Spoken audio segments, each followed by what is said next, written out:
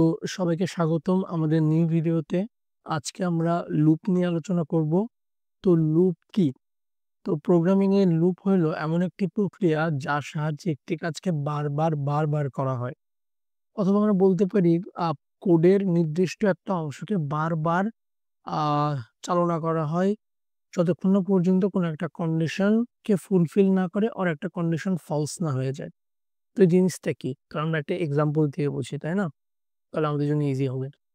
Suppose ধরো আমি তোমাকে বললাম তুমি ৫ টা সংখ্যাকে প্রিন্ট করে দেখাও। ১, ২, ৩, ৪, ৫ এমনি। তো তুমি কেমনে করতা? তো তুমি লুপ সম্পর্কে জানো না। তুমি এমনি লিখতা অবশ্যই যে printf মূল্যটি, 1 দেন এই সেম জিনিসটা তুমি ৫ বার লিখতা। Control C, control V, control V, control V, control V, then এখান থেকে আমরা 2, 3, 4, 5 তো এভাবে ৫ বার লিখতা, লিখে তুমি কি করতা? রান করতা। আচ্ছা, সবগুলো একসাথে চলে আসছে। আমি একটু নিচে নিয়ে যাই। আমাদের জন্য বোঝা ইজি হবে। তো আমরা ব্যাকস্ল্যাশ দিয়ে আমরা নিচের লাইনে যাচ্ছি, নিউ লাইনে যাচ্ছি।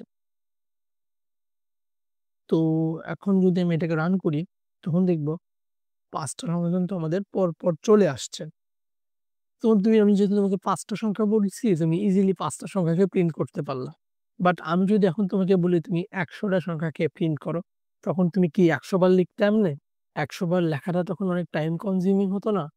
তো তখন আমরা কি করতাম? তখন আমরা লুপ ইউজ করতাম। কারণ ১০০ বার লেখা কিন্তু অনেক টাইম কনজিউমিং। তো লুপ কি করে? ধরো আমি একটা সংখ্যাকে ১ থেকে শুরু করে ১০০ পর্যন্ত প্রিন্ট করব আর ১০০০ পর্যন্ত প্রিন্ট করব। তো কি করবে? ওই সংখ্যাকে একটা লুপের ভিতরে চালাবে। বারবার চালাবে এবং ইনক্রিমেন্ট করবে। তো এটা কেমনে করে আমরা একটু দেখি। তো while লুপ লেখার স্ট্রাকচার হলো, আমরা লিখব while, তারপরে ২ টা ফার্স্ট ব্র্যাকেট দিব এবং এর ভিতরে আমরা কন্ডিশনটা লিখব যে কতক্ষণ পর্যন্ত আমরা লুপটাকে চালাইতে চাই। তো সাপোজ ধরো আমি এর আগে ২ টা ভেরিয়েবল ডিক্লেয়ার করি। একটা ইন্ট n সমান লিখলাম আমরা ১০০। আমরা ১০০ বার মানে ১০০ পর্যন্ত সংখ্যাকে প্রিন্ট করব। আর ইন্ট লিখলাম হচ্ছে i হচ্ছে আমরা ধরো কোন সংখ্যা থেকে শুরু করব এটা তুমি ধরে নিতে পারো। আমরা ধরো ১ থেকে শুরু করব ১০০ পর্যন্ত প্রিন্ট করব। তখন আমরা লিখলাম while যখন i less than or equal to n, এটা মানে কি?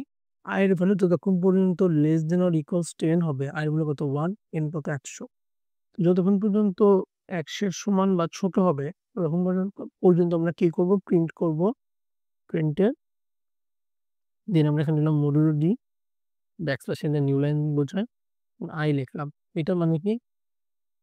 যতক্ষণ পর্যন্ত i ১০০ এর সমান বা ছোট হবে ততক্ষণ পর্যন্ত কি হবে আমাদের?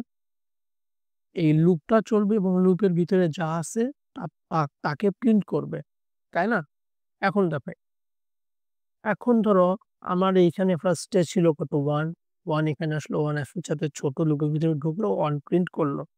এখন 1 প্রিন্ট করার পরে আমার কি করতে হবে?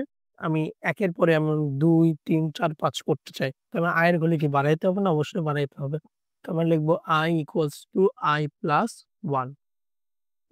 এটা মানে কি বোঝায়? এটা মানে বোঝা হচ্ছে i হলো শুরুতে ছিল 1, এরপরে i সমান কি হবে? i সমান হবে হলো 1 + 1 কত হবে? 2 হবে। তো যখন 2 হলো, 2 হওয়ার পরে এখান দিয়ে আসলো, আবার কন্ডিশনে আসলো। তো এই লুপ শেষ হওয়ার পরে সাপোজ ধরো প্রিন্ট করলো, i এর ভ্যালু ১ বাড়াইলো। বাড়ানোর পরে কি আর কিছু আছে নিচে? না। কিছু না থাকলে আবার ওই কন্ডিশনে ফেরত যায়। while i less than equals to n কিনা চেক করে। তারপরে আমার 2 হইল। 2 হওয়ার পরে আমার এখানে আসার পরে দেখলো যে 2 ১০০ চাইতে ছোট। আবার লুপে ঢুকলো। এখানে আসার পরে 2 প্রিন্ট করলো। i ভ্যালু এখন 2 প্রিন্ট করবে, আবার নিচে আসলো, নিচে আসার পরে আবার কি করলো? i equals to কি করলো? 2 + 1 করলো। তো i কোথায় গেল? 3 হয়ে গেল। আর কিছু নাই। আবার উপরে গেল কন্ডিশন চেক করার জন্য। আবার এখানে কি হলো? 3 কি ১০০ চাইতে ছোট?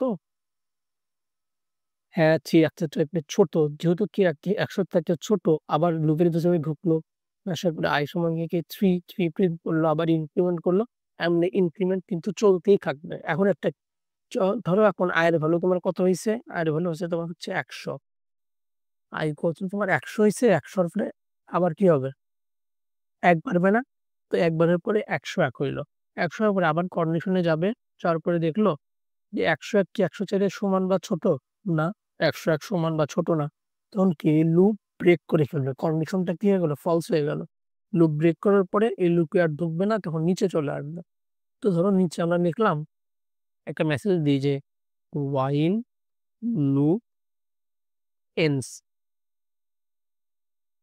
while loop ends। তো এখন আমরা যদি এটাকে রান করি তখন দেখব আমাদের ১০০ বার সংখ্যাটা প্রিন্ট হইছে ১ থেকে, এবং প্রিন্ট হওয়ার পরে এখানে কিন্তু আমাদের while loop ends লেখা আসছে। তখন ১০০ হওয়ার পরে যখন ইনক্রিমেন্ট হয়ে ১০০ হয়ে গেল, ওর কন্ডিশনে চেক দিয়ে দেখলো যে ১০১ ১০০ র চাইতে কি বড়, ছোট না। কন্ডিশন ব্রেক হয়ে গেল, while loop থেকে বের হইল। বের হওয়ার পরে কিন্তু আমাদের এই printf টা কিন্তু শো করল যে while loop ends। তো আমি এখানে n এর জায়গায় ১০০ র জায়গায় ধরে দিলাম আমি ৫০০ দিলাম। ৫০০ দিয়ে যদি আমি রান করি তখন দেখব আমাদের কিন্তু এটা ৫০০ পর্যন্ত প্রিন্ট হয়ে গেছে, এবং ৫০০ পর্যন্ত প্রিন্ট হওয়ার পরে এখানে কিন্তু আমাদের লেখা আসছে while loop ends। তো while loop ছাড়াও for loop আছে, do while loop আছে। তো এগুলো আমরা পরবর্তী ভিডিওতে দেখব। আর তোমাদের এই ভিডিওটা যদি ভালো লেগে থাকে অবশ্যই লাইক, কমেন্ট এবং সাবস্ক্রাইব করো। আর আমাদের পাশেই থেকো। আল্লাহ হাফেজ।